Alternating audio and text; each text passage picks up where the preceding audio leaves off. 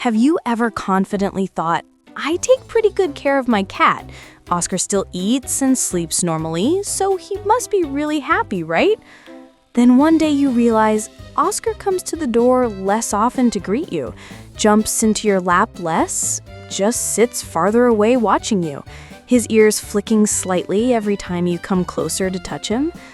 There's no growling, no shredding the furniture, no scene of total chaos in the living room. It's just that he's less proactive, less trusting, less relaxed and soft in your hands. And the most painful part is this. Very often, the very things you do every day with all your love are exactly what are quietly breaking your cat's heart into tiny pieces. In this video, we're going to dissect an entire system of daily habits, things that look totally normal, things that happen in almost every home that quietly crack your cat's heart one tiny fracture at a time. If you truly want to understand cats on a deeper level, don't forget to like this video, share it with anyone who lives with cats, and subscribe to the channel so you won't miss the next parts. Each one will be a puzzle piece that helps you live more kindly with that little heart sleeping somewhere in your home. By the time you reach the end, you may feel a little sting realizing you've unintentionally hurt Oscar, and at the same time feel lighter, knowing that by adjusting a few small details, you can fix almost everything.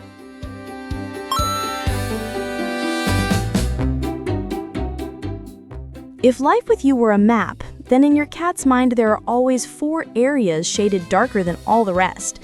Every day, everything you do, from the way you touch them, to how you arrange the house, to how you react to each tiny behavior, gets sorted into one of those zones, then stored away for a very long time. The first zone is the body and physical touch. This is where your cat's body stores every sensation that comes from your hands. Without any words at all, just through heart rate, muscles, and skin, your cat quickly learns, is this a body that can let go and relax, or a body that always has to keep some part of itself on guard? The second zone includes the eating and drinking area and the toilet territory. Each meal isn't just about hungry versus full, and the place where your cat goes to the bathroom isn't just some random corner of the house. They are safety markers on that invisible map. The third zone is the sensory environment. Light, smells, sounds, airflow, high places and low places. A home you find perfectly normal can, to your cat, be a world that's too loud, too dark, too heavy with scent, or too flat. The fourth zone is the house rules and your relationship with them. Here, your cat doesn't care about your reasons or explanations. It only records what repeats. When it does something, how do you respond? Are you consistent? Do you read its signals accurately?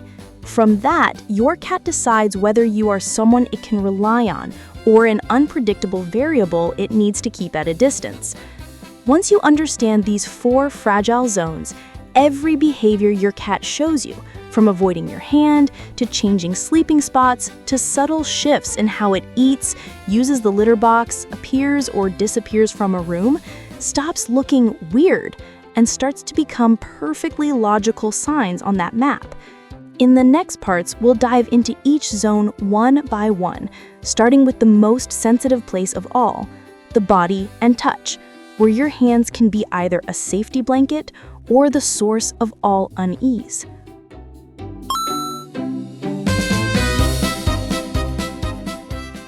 If we had to choose the place where a cat's heart cracks the easiest, it would be in your hands. Every time you play with your cat, every time you pick them up, hug, tickle, or poke them, in your mind, it's just a bit of fun to feel closer. But inside their body, nerves, muscles, and heartbeat are quietly recording one thing. In this person's hands, am I really safe? 1. The laser pointer, a hunt that never has an ending. You turn on the laser pointer and Luna instantly crouches low, pupils blown wide, launching herself after the red dot. The whole family laughs. The clip looks adorable, but when you turn off the laser, Luna freezes for a few seconds, eyes still darting, licking her fur over and over, tail flicking lightly. The hunt in her brain has been cut off right at the peak, with no ending to release the tension. On an instinctive level, a cat's hunting sequence always follows this order: detect, stalk, chase, catch, bite, process the prey, then finally eat, groom, and fall into deep sleep. The laser lets her stalk, lets her chase, lets her get hyped up, but never lets her actually catch something. Her nervous system is pushed up high with no real discharge phase afterward. Over time, many cats turn that feeling into irritability, frustration, or redirected aggression toward hands, feet, curtains, or furniture. That doesn't mean the laser pointer is absolutely forbidden. It should just be the opening act, not the main game. If you want to keep using it, always let the hunting sequence finish properly. Let the red dot run around, but end the game on a fabric mouse, a feather toy, or something she can actually catch, bite, and bunny kick. When she finally pins down a real toy, you can toss in a few treats as a reward. That way, her brain can log it as, I hunted, I caught, I ate, I'm done.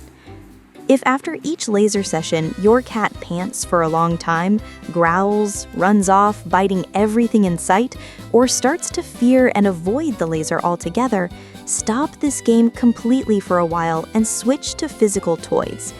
If you ever see shaking, collapse, vomiting, trouble breathing, or your cat lying down and unable to get up, that's no longer post-play stress. That's a reason to take them to the vet immediately. 2. When your hands and feet become prey with skin. You've probably done this, wiggling your fingers in front of Milo's face, poking his side, or moving your foot back and forth under the blanket for him to pounce. He grabs on, bites, kicks with his back legs, and you wince from the pain but still laugh. Oh my gosh, look at him play so rough but so cute. The problem is, for cats, playing and practicing hunting are almost the same thing. Every time you let him chase, grab, bite, and claw at your bare skin, you're quietly teaching his brain a very clear lesson. Human skin is something I can attack. When he's just a little fluff ball with tiny teeth and weak strength, you can tolerate it. But a few years later, with 4 or 5 kilos of muscle, sharp teeth, and long claws, that same style of play leaves real wounds on your arms and legs. Even worse, if one day you reflexively react out of pain, jerking your hand hard, yelling, pushing Milo off, then in his mind, that game suddenly turns into a fight. I chase, I attack, and then I get attacked back. Your hands are no longer just the things that deliver food and petting, they become an unpredictable prey animal, both exciting and dangerous. The solution is firm but simple. From today on, your hands only have 2 jobs: petting and delivering toys or food. Absolutely no more live bait. All chasing, pouncing, biting, and clawing should be redirected to toys. Wand toys, fabric mice, strings, balls. When a cat has already reached the point of actively hiding and ambushing your arms and legs whenever you walk by, launching out from behind doors or under furniture, and biting hard enough to draw blood, that's no longer just playing. That's a behavior that needs serious intervention, ideally with guidance from a veterinarian or a qualified feline behaviorist, not something you just get used to and put up with. 3. Picking up and hugging.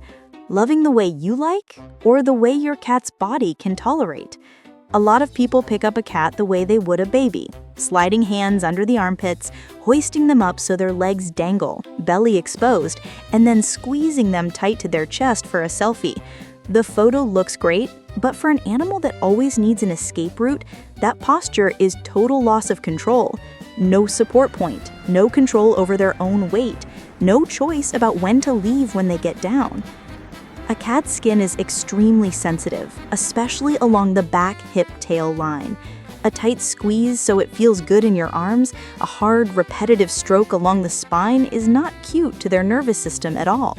Many cats choose silent resistance, freezing up, enduring it, then avoiding that hand the next time. A way of holding that's kind to your cat's spine and nerves looks like this. One hand supports just behind the front legs. The other hand supports the hindquarters or tail base, so no part of them is left dangling. Hold them close to your body, but let them turn their head, look around, and most importantly, have the right to leave when they get to down. One more small trick, the 3-second rule. Pet the head, cheeks, neck for about 3 seconds, then stop and wait. If your cat presses their head into your hand or moves closer, continue. If they stay still, turn away, or lean back even a little, stop. It's the simplest way to turn your touch into touch with consent. If a cat that usually loves being held and petted suddenly starts hissing, biting, crying out in pain when touched, or jumps in alarm when a certain area is touched, don't just assume they're being moody. Back pain, joint pain, and internal illness can all make them hate being touched. At that point, the right response isn't to force them to get used to it, but to get them checked by a vet. Every time you reach out your hand, to you, it's just a very ordinary gesture, but to your cat, it is always a question. This time, am I going to be soothed, or will I have to brace myself and endure? The bad news is almost everyone who lives with cats has gotten this wrong at some point. The good news is a cat's body and heart relearn very quickly, as long as from today onward, your hands become a place where they can relax without needing to stay on guard. And don't forget to stay with me until the end, because the next parts will touch on even more sensitive zones: the food bowl, water dish, litter box, lights, smells, sounds, the things you think are just lifeless objects, but that are touching your cat's nervous system every single day.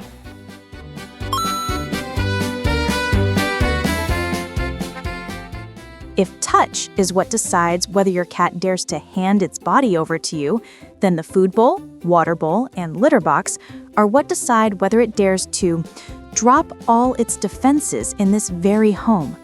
These are the weakest rituals: lowering the head to eat, to drink, and to use the toilet. The 3 moments when your cat is most vulnerable in an entire day. 1. Mealtime, more than just hungry or full.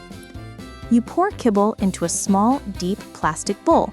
Next to it is a water bowl that's been there since morning. Lucas walks over and lowers his head. His whiskers are pressed against the sides of the bowl, and the smell of old plastic, old fat, and old water hits his nose. He eats a few bites, drinks a few sips, then walks away. You complain, "Lucas is so picky." In reality, a cat's whiskers are a sensory system wired straight to the brain, built to measure distance and space. Every time he bends down into a narrow bowl and his whiskers get squashed against the sides, his brain logs it as, "This space is cramped and uncomfortable." 3 meals a day like that, month after month, and mealtime slowly turns into something he has to endure. On top of that, a scratched plastic bowl traps odors, and water left out too long collects dust, hair, and residue. You barely notice the smell, but for a cat, it's a thick soup of scents. Combine that with free feeding for convenience, so there's no longer a natural rhythm of hunt, eat, rest, and Lucas becomes a cat that's easier to fatten up, more bored with play, and never truly relaxed when eating.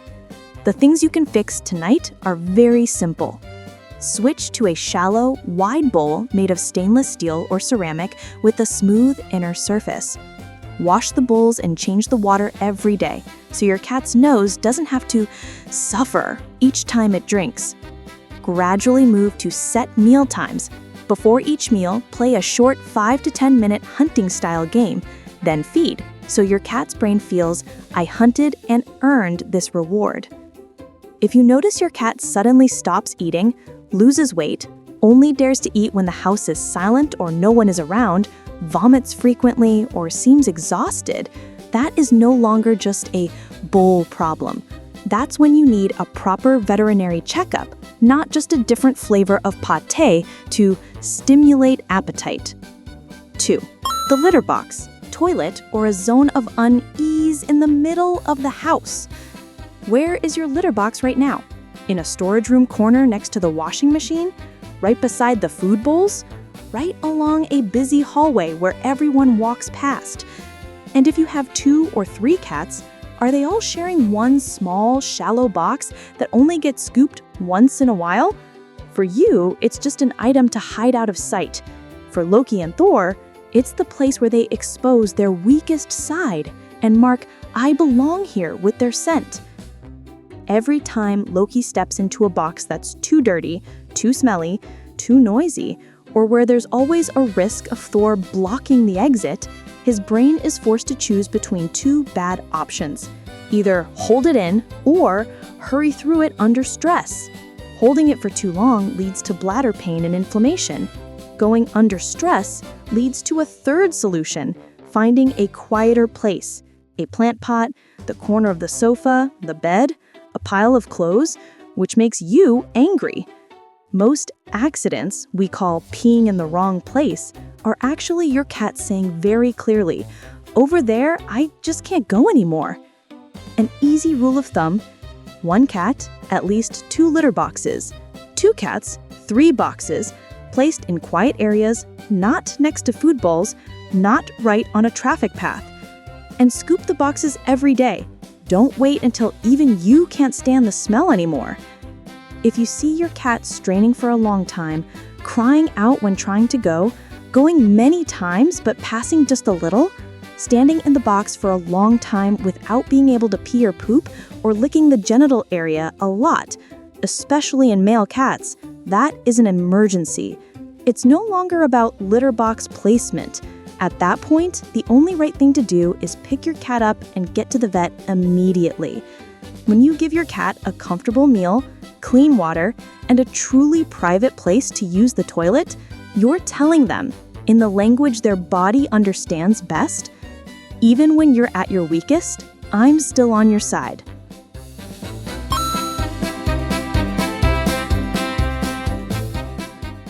At night, you turn off all the lights because darkness helps you sleep. For Oscar, that thick, solid darkness is a maze. His eyes are good in low light, not in absolute black. With no nightlight or small sliver of light anywhere, Oscar is forced to strain his ears, nose, and whole body to stay on guard.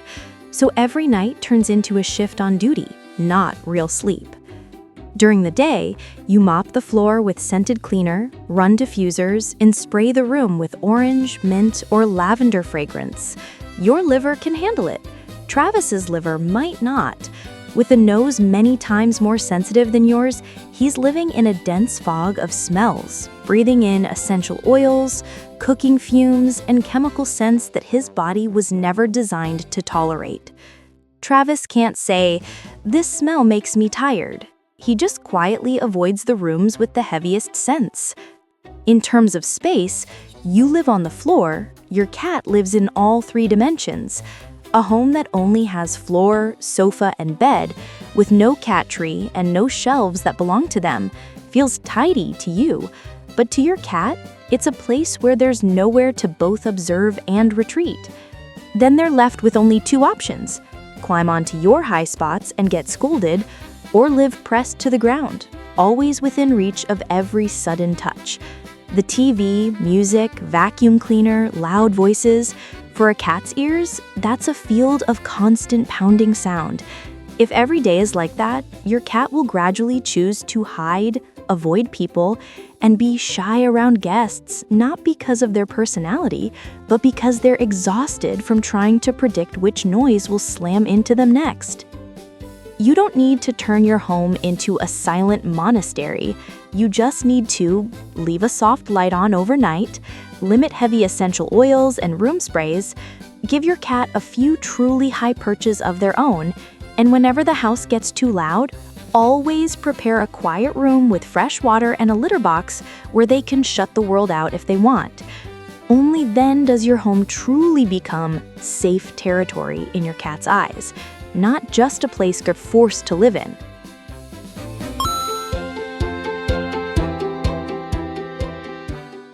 Today you're tired, you see Tiger jump onto the kitchen counter, and you let it slide. Tomorrow, same spot, same behavior, you yell, pick him up, wave your hand to shoo him, maybe even push him a bit too firmly because you're irritated. Some days you let Bear lie on your laptop because it's cute. Other days you shove him off because I'm working seriously. In your head, there are 1,000 reasons. In your cat's head, there's only one line. I did the exact same thing, but sometimes I get yelled at, sometimes people laugh. This place is really hard to predict. A cat's brain doesn't understand the concept of, today my human is in a bad mood. It only learns through consistent repetition. Do A, and it always leads to B. When a behavior is sometimes punished and sometimes rewarded, your cat no longer knows what to do to stay safe. And when it can't predict, the simplest self-defense strategy is show up less, initiate less, reveal itself less. That's why many cats that seem good, never cause trouble, are actually cats that have quietly withdrawn from the relationship. Then there's the issue of socializing. Guests come over and you pick Tiger up and shove him right into a stranger's face. Tiger's body goes stiff, ears tilt back slightly, eyes go wide, tail wraps tightly around him, but you're still smiling, thinking this will help him get used to people. You bring home a new cat, open the door and let them meet right away so they'll get along faster, ignoring the smells, growls, and hisses. To you, that's socializing. To Bear, it's a string of boundary violations where no one is on his side. The root mistake is forgetting that your cat is a cat. You expect them to run to the door like a dog, tolerate being squeezed like a baby, and always be friendly with everyone like a cartoon character. When they scratch the sofa, climb shelves, or zoom around the house at 3 a.m., you get angry because it feels unreasonable. While that small body is simply doing what a predator, climber, and dusk dawn creature has been wired to do for thousands of generations. You can't stop being inconsistent overnight, but you can give your cat a few very clear safety pillars and stick to them no matter what. Never use your hands as toys. Never hit or spray with water. Never carry your cat into the middle of a crowd if they didn't choose to go there. If no getting on the counter is the rule, then it's no every day. If you're allowed to lie next to the laptop is the rule, don't allow it one day and shove them off just because of your mood. With just a few simple but clear rules, repeated for long enough, your cat's brain will start to relax. This place isn't perfect, but at least I can predict a few things. And only when it can predict you will it dare to come closer to you. Not just with its paws, but with its trust.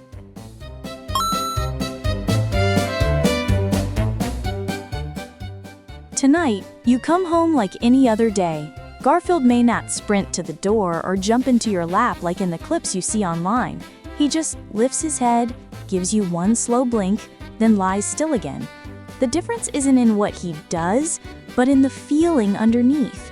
In Garfield's eyes, are you an unpredictable noise or a place where he dares to let his whole body relax? It's almost certain that in the past, you've hurt your cat without knowing it. Laser games with no ending, using your hands as prey, narrow bowls, stale water, a makeshift litter box, essential oils that smell lovely to you but are heavy on his lungs. Those moments when you lost your temper and then laughed it off. The good news is, cats heal very quickly if, starting today, you're willing to change just a few small things. Every time you're about to touch or do something with your cat, just ask yourself 3 quick questions. What are my hands about to do? Soothe or mess around just because it feels good to me? Do they have an escape route, a high spot, a hiding place, a quiet corner if they want to leave? Are they eating, sleeping, or using the toilet right now? If so, the best thing to do is leave them alone. From there, just do a few very ordinary things consistently. Wide, clean bowls, fresh water every day, one more quiet, clean litter box, a small nightlight, a few high spots that are truly theirs. Stop using your hands as toys and stop spraying water, hitting, or yelling. No one becomes a super guardian overnight, but for a cat, That's the difference between merely getting by and truly feeling safe. And don't forget, some problems aren't in the heart, they're inside the body. Urinary blockage, repeated vomiting, pain, coughing, trouble breathing, weight loss, abnormal toileting. When you see these signs, loving them properly doesn't mean hugging more. It means getting your cat to the vet in time. If you realized you've overstepped in any of these areas, leave a comment under the video. Tonight, I will change for my cat. Just one small thing you truly will do. And if this video has helped you see your cat even a little differently, please like it, share it with others who live with cats, and subscribe to the channel so you don't miss the next videos where we'll keep decoding each tiny behavior so that every day of living together hurts each other a little less by accident.